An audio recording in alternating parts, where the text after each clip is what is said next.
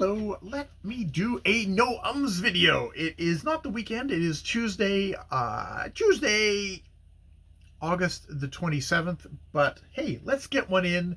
Maybe I can even get in another one by the end of the week. We shall see, But let me get this one in. This will be no ums number 88 after having not done one since the 10th, but at least I'm getting another one in.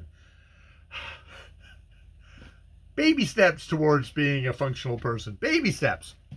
What can I talk about? I can talk about the fact that I actually finally did a recent reads video, which for me is stretching the whole recent thing to basically the last time I talked about a book. I even did actually include a little bit of one of the books I'd already even just reviewed, which was the Dreyfus book.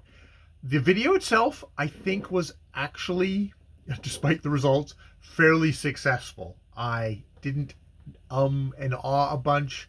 I sort of just kind of zipped through the books that I had recently read. Was it deep? No. Was it fairly approachable? Semi-listenable to? Yes. Now, that's my own personal opinion. As a video on my public channel, it was, even for my standards, not particularly a great success. Nobody has commented on the video. I think I got one thumbs up, and yeah, very few views, which one way puzzles me, because I do see, like, a lot of people's channels, their recent reads, kind of just doing a roundup of what they've read, is actually usually is a fairly popular thing for people to do versus doing individual reviews. Now, that's for most people. I am not somebody who, I don't do very many recent reads, so I haven't built up an audience expectation that I am going to do recent reads. And, you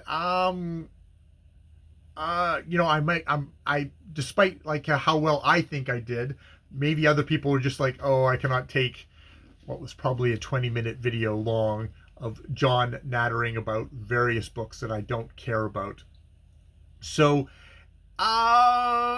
the results are mixed, to say the least. Is it I should double down and try and do a recent reads every single week or every 2 weeks? Maybe. I don't know. At least if I did one every 2 weeks, it would be a fucking short, it would be a pretty short video. Or should I just continue along with what's probably more in my heart, what I'm more interested in, which is doing single reviews of single books. Like, I'm gonna do my best to do a little, at least, prep work for The Seven Who Were Hanged by Leonid Andreev. Get the prep work, do some more prep work today, and hopefully by the end of the week do a review of The Seven Who Were Hanged, and then I can do a no ums video as well on the Saturday. So I think that is what I will do. I will try and just do I'll put my head back down and do that. Maybe I'll do other tag videos or discussion video. Just tag videos or discussion videos are fairly welcoming, in the sense of, okay, there's nothing you have to have read before you watch my review, and it's like, if you're interested in this topic, maybe you'll click my video, kind of that sort of thing. So, and it also helps me be maybe a little bit more focused if it's a discussion video, that I can kind of plan out points. What I'm going to discuss, I do not know. I should probably watch more BookTube and then find how I would have stuff to discuss that way. Or I could just do a little, actually, I've thought about how I've enjoyed this reading of Dracula, because it's like, oh, reading Dracula now, I've got a more of a sense of what the tone of different writers was during this time. And it's like, oh yeah, this is the campy, fun, melodramatic tone that's in Dracula, because this is not in Leonid Andreev or in Edith Wharton or in others.